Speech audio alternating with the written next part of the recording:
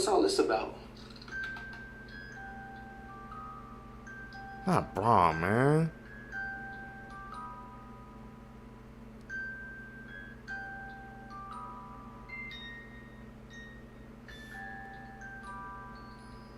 What? A little fishy if you ask me. What's up, YouTube? Welcome back to the channel. How you guys doing? Hopefully you guys are doing alright, man. If you guys are brand new to the channel, you guys don't know what we do.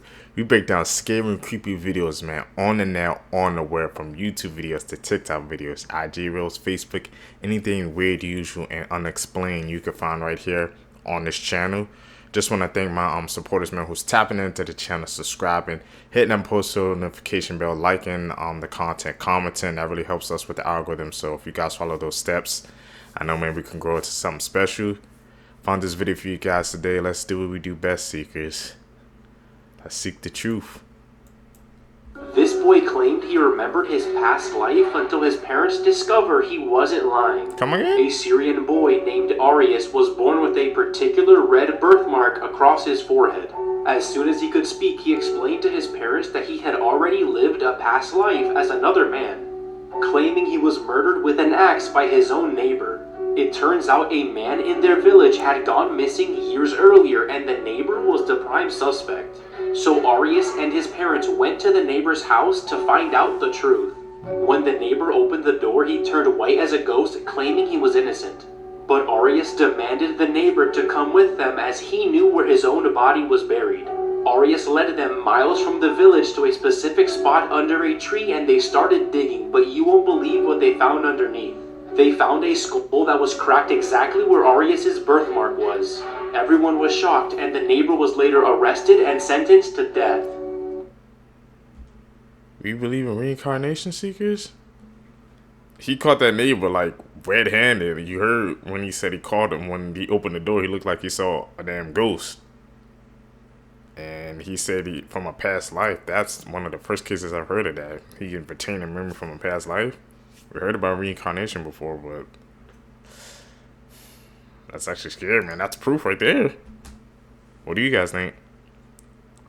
This Wisconsin elementary school teacher is being accused of having an inappropriate relationship with an 11-year-old boy. Always the teachers. 24-year-old Madison Bergman has been arrested for making out with one of her 5th grade students only 3 months before her wedding.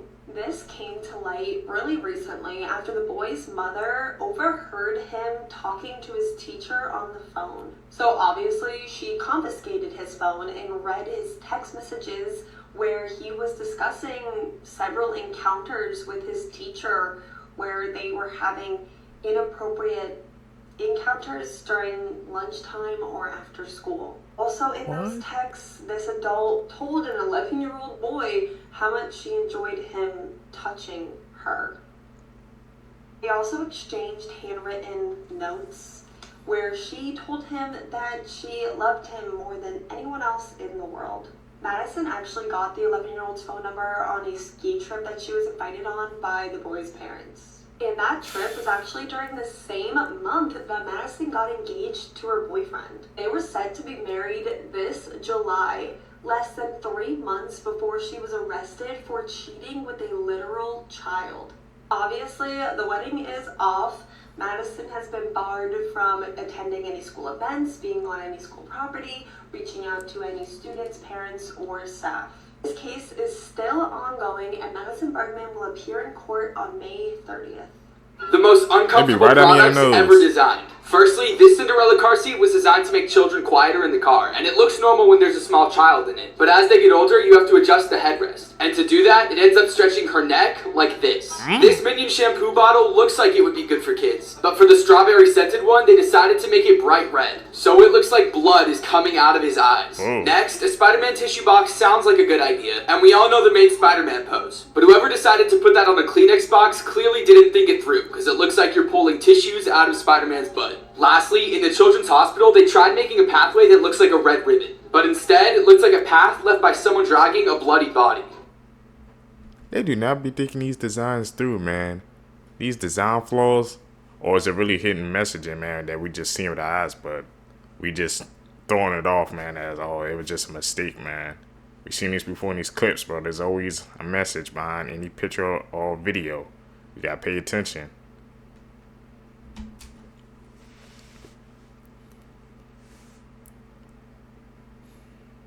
Edit. We can spot out the edits now, man. We experts at this, seekers.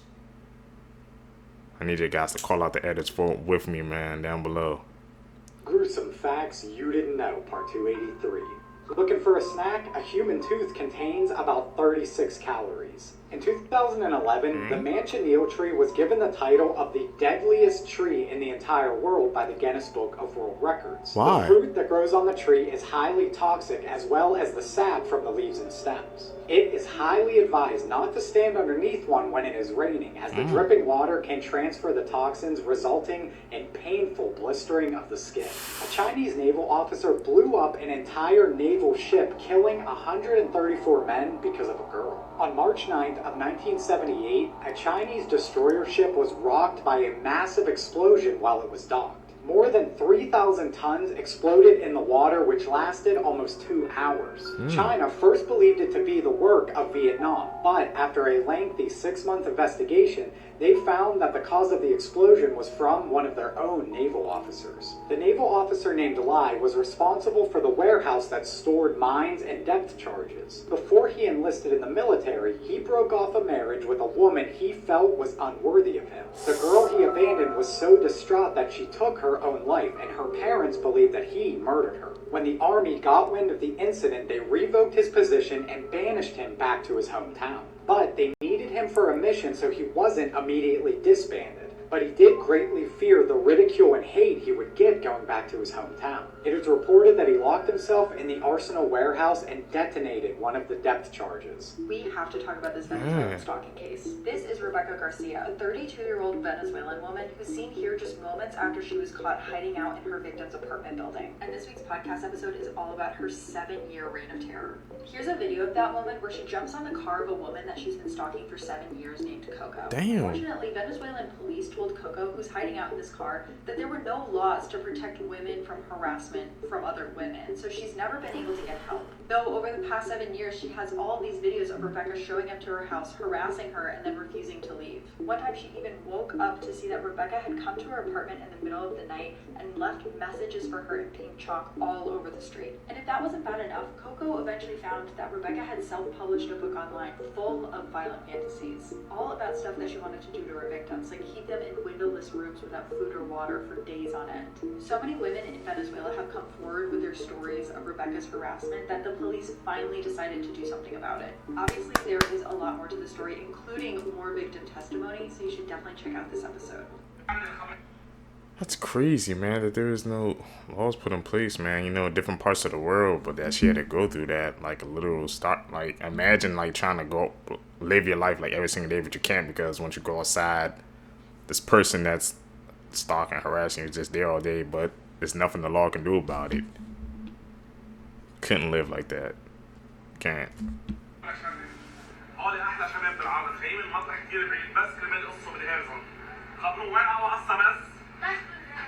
According to reports I found online, George Mubayed, who ran the account HairZone700, has recently been arrested for being a pedophile. There are a bunch of sources you can go to find this information online, but this is one of them.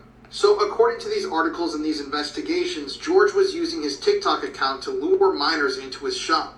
And this was a ring. He was one of the heads of the ring. According to the reports, there were other members that were on TikTok that would actively work to get children into the shop. And they would all then participate in grapes against the children, which would be recorded, filmed, photos would be taken, and these photos would then be sold and posted on the dark web for other pedophiles to enjoy.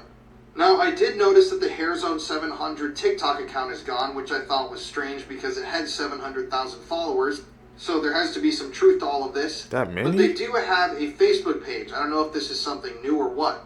And disturbingly, there are photos and videos that are being posted. This one was just posted 2 or 3 days ago, showing the accused man with a bunch of different children. Now, I don't know if these are re-uploads of content or what's going on with all of this, but these are really serious, staggering, disturbing accusations. And it does make sense. I mean, these videos are goofy, they're humorous, they're engineered to entertain children. So I'm going to keep you guys updated on this situation because if you go read the articles, it's especially disturbing. And yeah, I'm going to keep on top of this. What's the damn whole TikTok ring, man? Like I said, there's good and bad with everything. That's definitely bad right there.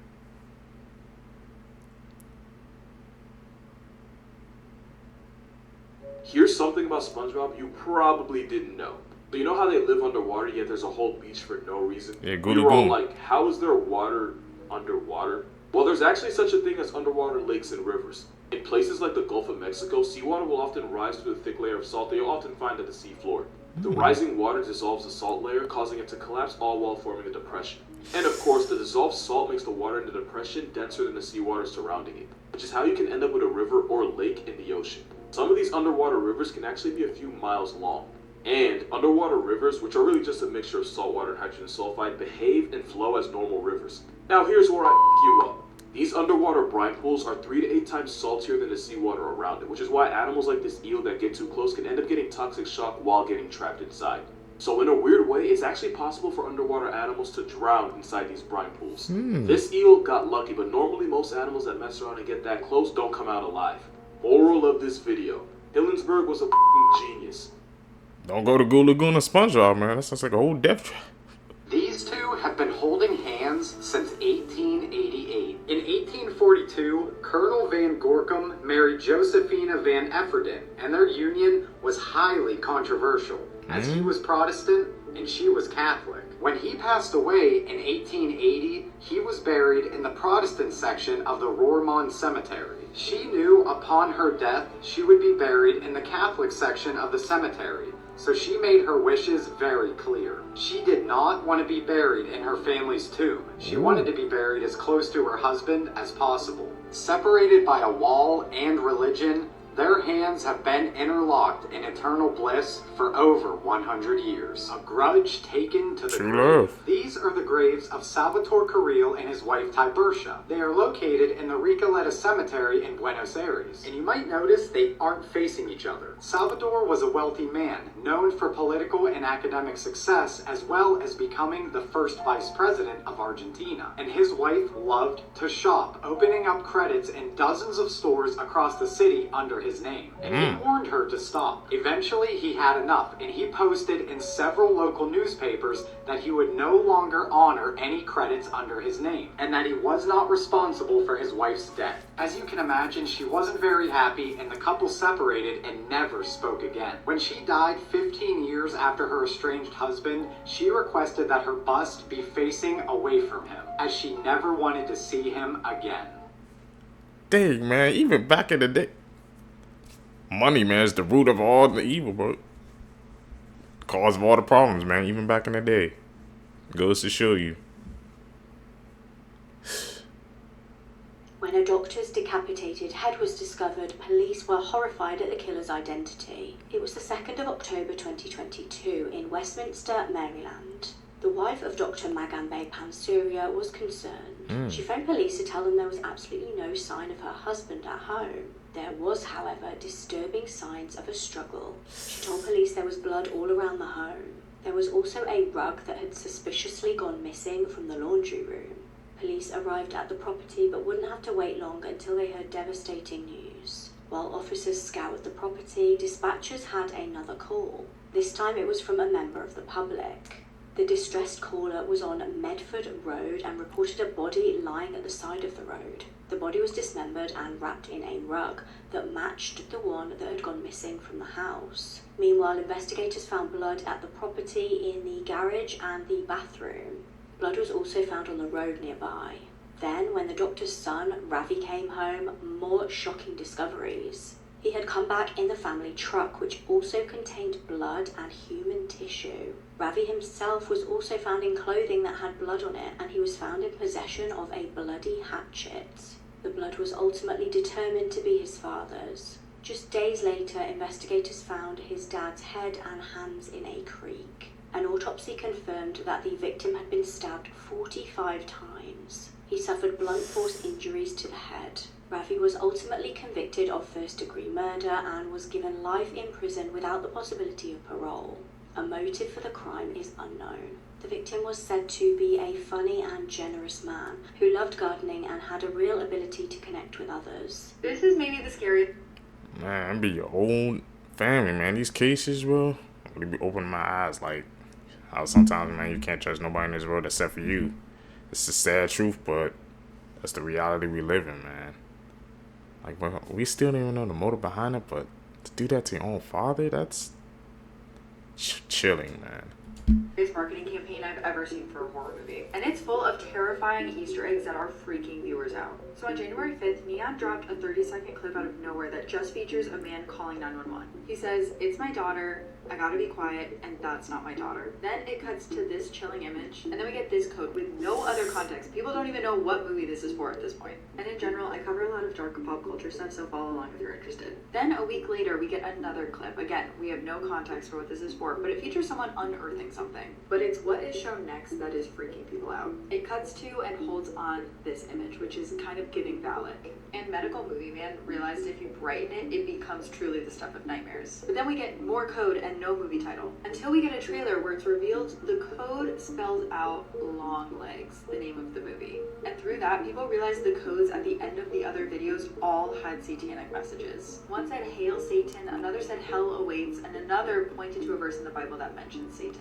We've gotten a few more clips from Neon, and one of which includes this poem, which I'm still trying to make sense of. That one also ends with the phrase, "daughter of the seventh shade." Some people think this is referring to how the seventh child of a seventh child is important in various occult circles. But mind you, people still don't know what this movie is about at all, other than the marketing materials are probably cursing us, and that Nicolas Cage is in this movie, though we haven't seen him in any of the trailers. Anyways, the movie comes out on July 12th, and it's directed by Osgood Perkins, who is the son of none other than Norman Bates himself.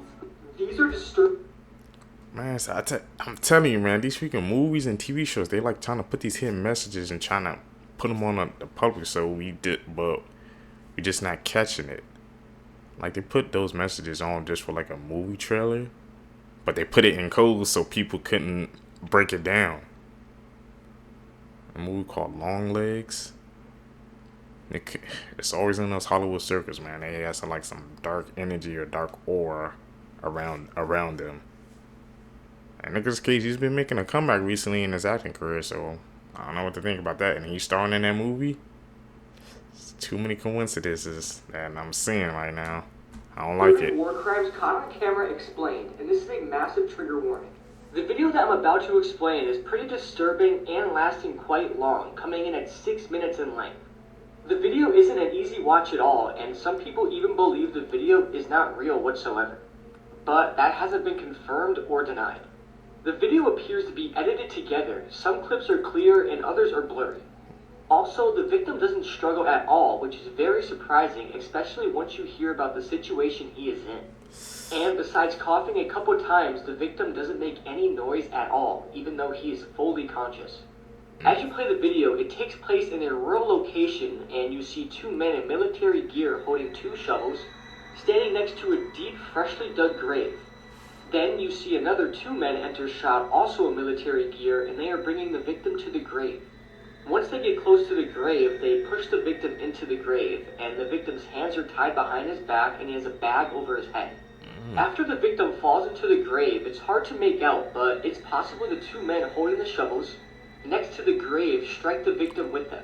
The person filming then gets closer to the scene, and you see the victim lying face first into the grave.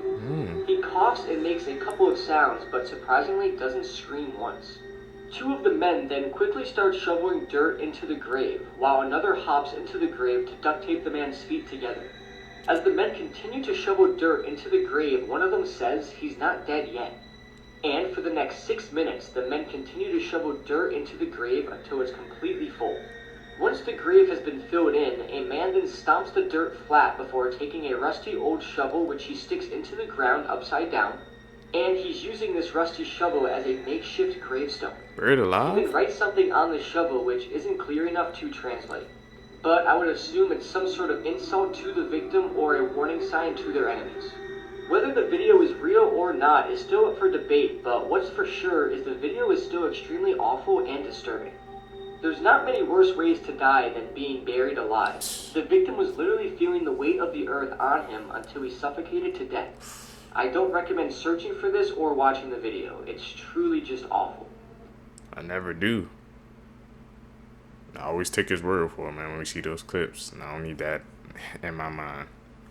But being buried alive, that's one of the most scariest thing ever. Bron, I get it. You want to win a game. But what's all this about? Not Braun, man.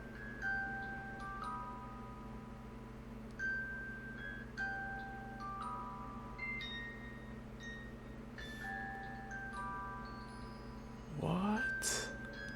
Little fishy, if you ask me. Make sure to hit that follow button because tomorrow's video is crazy. Not This man Braun. injects his ex-lover with HIV and hepatitis when she leaves him. This is the horrifying case of Janice Turan. In 1994, Janice went to the doctors because she started to feel ill. There, the doctors told her she was pregnant. But she also learned she tested positive to HIV and hepatitis. So how did this happen to Janice? Janice had a vague idea who was behind it, and that was her ex-boyfriend. See, Janice was actually having an affair with Dr. Richard. He was a married man and he'd been seeing Janice for several years, promising her that he would leave his wife. But of course, he never did. Dr. Richard was also her personal doctor, so she saw him regularly for many things. Now, actual years have gone by and Janice has had enough. She's decided she's going to leave Dr. Richard. She tells him and he goes ballistic. He threatens to release her nude photos if she leaves. And so the affair actually continues. So Janice gets pregnant with her first child. And guess what? It's Dr. Richards. So he agrees to pay her child support while she has his kid. All whilst promising that he's going to leave his wife and kids, you know, essentially his other family. Cap. Now, after tolerating this for a few more years, Janice gets fed up. She gives him an ultimatum. She says, leave your wife or we're ending this affair. Dr. Richard chooses his wife and Janice ends the affair. Now remember, he's also her personal doctor and Janice goes in for vitamin shots every so often. A couple of months after the breakup, Dr. Richard gives Janice a call and says, I'm coming over, you're due for your vitamin shot. This is a little unexpected, but also normal because he gives her vitamin shots. And so he goes over to her house, gives her the shot, and leaves. They literally don't speak again. So Janice tells us the police, and they search Dr. Richard's office, and they find 2 vials of infected blood that he's keeping. He's arrested and charged with attempted murder. He's now serving 50 years in prison. If you want to hear more stories about real-life people, remember to follow. Last week, Man, that's why you have to be careful going to these doctors, especially, man, these personal doctors or something. If you go to them, you know them, because once the relationships go sour, goes bad, they can do whatever they want, man, to your body. And that was just a prime example, man. Just coming over for a shot. And but he had all that already set up just because he was pissed because she ended the affair because of a choice that he made. He didn't want to leave his wife. And he couldn't take it. And then he went to the next level. Gotta be careful, man. this video went viral showing a group of teens dumping buckets of trash straight into the ocean. And yesterday, those teenagers finally turned themselves in. They've been identified as 15-year-old Charles R. and 16-year-old Michael K. The group was attending the annual Boca Bash event, where hundreds of people gather on their boats to party. A content creator called Wavy Boats starts filming this specific boat because it was speeding away from the event despite the huge swells, and accidentally captures them committing a crime. 4K. They captured the teens dumping 2 full trash cans filled with bottles, cans, and plastic cups straight into the ocean. And when they noticed the drone filming them, they started celebrating. Both teens have been charged with 1 count of causing pollution, a 3rd-degree felony. They face a maximum of 5 years in prison and a $50,000 fine if convicted. The chairman of Florida's Fish and Wildlife Conservation Commission wants the teens to do 500 hours of community service. I think prison time is a little overkill, but if they spend hundreds of hours picking up trash on the beach, they'll probably learn something. When a man was put in prison for killing his mum, his family should have been safe. Then another member of the family was brutally murdered, but this time by someone else. Just a warning here, this case is absolutely sickening.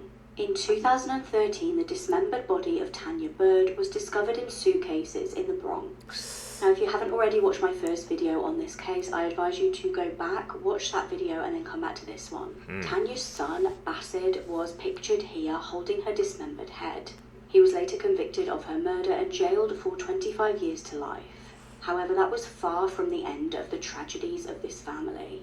While Bassett was in prison, another family member was about to be murdered again, but by another family member. Now, as I said in my previous video about this, convicted murderer Bassett had a son when he went to jail. This was Zamea Coombs. He was a sweet little boy, aged just 4 in 2017. While his dad was in prison for killing his own mother, Zamea was in custody of his mum, 28-year-old Zara Coombs. She was dating somebody else at this point. She was no longer with Bassett. In January 2017, Zara was at home with her little boy when he asked for something to eat. She refused to give him any food, so he took matters into his own hands and went over to the fridge to grab an egg. He then accidentally dropped the egg on the floor. She reportedly became so enraged that she beat him to death with a broomstick. The little boy didn't stand a chance. She then callously put his body in a storage container and carried on with her daily chores, like feeding her little baby.